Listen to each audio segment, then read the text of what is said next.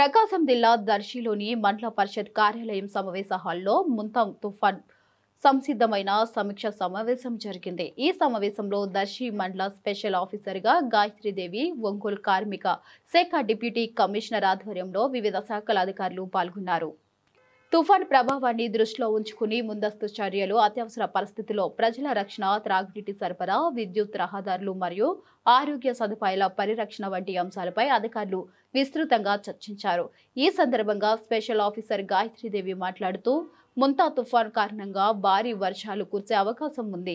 తక్కువ ఎత్తున ఉన్న గ్రామాల్లో నివసించే ప్రజలను సురక్షిత ప్రదేశాలకు తరలించడానికి సిద్ధత కావాలి. విద్యుత్, త్రాగునీరు, ఆరోగ్య విభాగాలు పరస్పర సమన్వయంతో పనిచేయాలి. ఏదైనా ప్రమాదం సంభవించిన వెంటనే రెస్క్యూ టీంలు స్పందించేలా చర్యలు తీసుకోవాలి అని సూచించారు.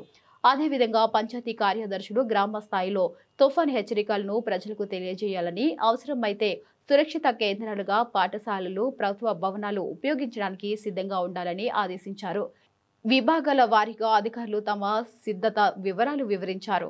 వ్యవసాయ విభాగం పంట నష్టాలను తగ్గించడానికి రైతులకు సూచనలు అందించగా, ఎలక్ట్రికల్ శాఖ తుఫాన్ సమయంలో విద్యుత్ సరఫరా అంతరాయం కలగకుండా చర్యలు తీసుకుంటున్నట్లు తెలిపింది. సమావేశం చివరిలో అధికారులు ముంతా తుఫాన్ ప్రభావం తగ్గే వరకు 24 గంటలు కంట్రోల్ రూమ్ నిధులు నిర్వహించాలని నిర్ణయించారు.